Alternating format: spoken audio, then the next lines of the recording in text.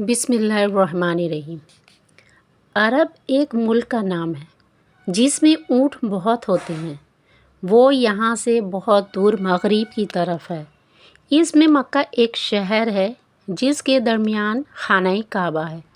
یہ وہ پاک گھر ہے جسے حضرت ابراہیم علیہ السلام اور ان کے بیٹے حضرت اسماعیل علیہ السلام نے خدا تعالیٰ کے حکم سے اس کے عبادت کے واسطے بنایا تھا، اور اب ہم اسی کی طرف منہ کر کے نماز پڑھتے ہیں۔ شہر مکہ کو حضرت اسماعیل علیہ السلام نے بسایا تھا۔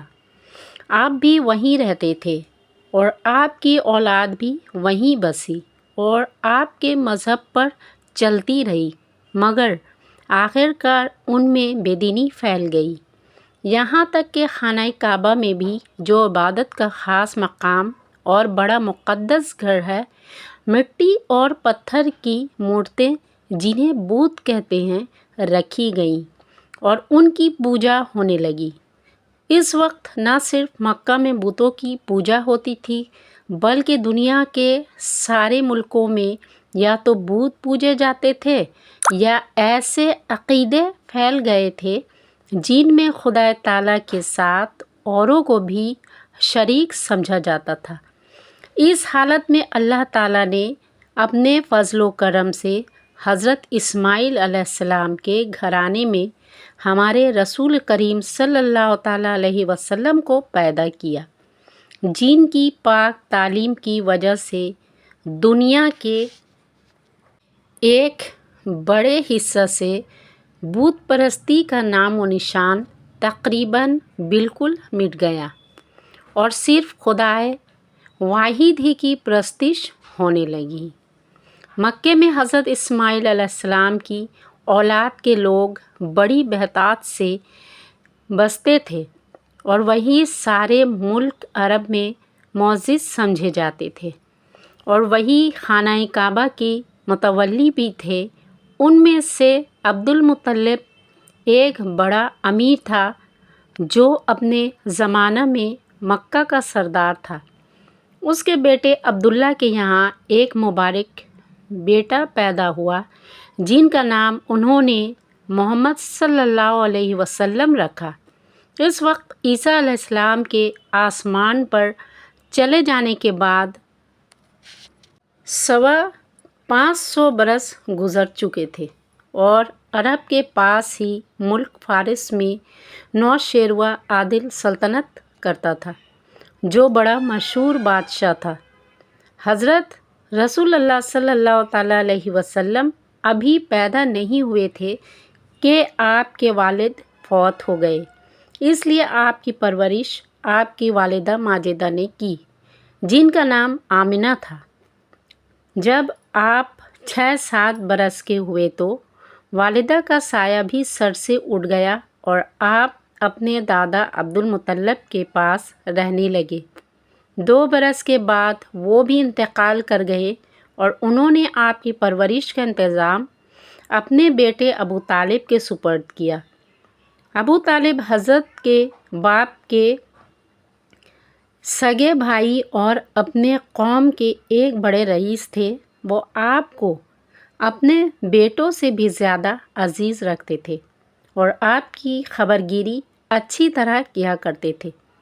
جب حضرت صلی اللہ تعالیٰ علیہ وسلم کی عمر 12 برس کی ہوئی تو ابو طالب تجارت کے واسطے ملک شام میں گئے اور آپ کو اپنے ساتھ لے گئے۔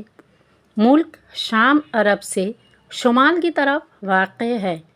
وہاں اس زمانے میں عرب کے لوگ تجارت کے واسطے جایا کرتے تھے۔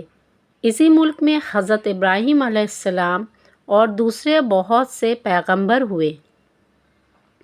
غرض اس سفر میں ایک نیک بخت عیسائی نے آپ کو دیکھا، چونکہ اس نے آپ کا نام اور آپ کی تعریف اپنی کتابوں میں پڑھی تھی، اس لیے دیکھتے ہی پہچان لیا اور ابو طالب سے کہا کہ تمہارے بھتیجے میں وہ نشانیاں پائی جاتی ہیں جو آخری زمانہ کے پیغمبر کے واسطے بھیجی ہوئی کتابوں میں لکھی ہیں، اور شام میں یہودی بستے ہیں، وہ ان کے دشمن ہیں، ایسا نہ ہو انہیں مار ڈالے۔ اس لیے مناسب ہے کہ تم انہیں لے کر واپس چلے جاؤ۔ ابو طالب نے اس کی بات مان لی اور وہیں پاس کے شہر میں اپنا مال بیچ کر مکے کو واپس چلے گئے۔ اس کے بعد حضرت صلی اللہ علیہ وسلم کی نیک بختی اور نیک چلنی کی بہت شہرت ہوئی اور آپ کی امانت داری کی وجہ سے آپ کا لقب ہی امین ہو گیا۔ اس زمانے میں حضرت خدیجہ رضی اللہ تعالیٰ عنہ ایک بڑی مالدار عورت تھیں۔ وہ اپنا مال لوگوں کو تجارت کے واسطے دیا کرتی تھیں۔ چنانچہ انہوں نے بھی حضرت صلی اللہ علیہ وسلم کی امانت داری اور خوش معاملگی کی شہرت سنی اور اپنے ایک غلام کے ساتھ شام کی طرف تجارت کے واسطے بھیجا۔ اس سفر میں بھی ایک مرد عیسائی نے وہی نشانیاں دیکھ کر پہچان لیا اور حضرت خدیجہ رضی اللہ تعالیٰ عنہ کے غلام سے کہا کہ انہیں شام میں نہ لے جا، وہاں کے یہودی ان کے دشمن ہیں، ایسا نہ ہو کہ انہیں مار ڈالے۔ اس کے بعد حضرت محمد صلی اللہ تعالیٰ علیہ وسلم تجارت کا مال وہیں کسی پاس کے شہر میں بیچ کر واپس ہوئے اور انہوں نے مال کے بیچنے میں بڑی عقل مندی سے کام لیا۔ سفر میں واپس آتے وقت آپ سے بہت سے معجزات ظہور میں آئے جنہیں دیکھ کر آپ کے ساتھیوں کو بہت تعجب ہوا۔ جب آپ رسول صلی اللہ علیہ وسلم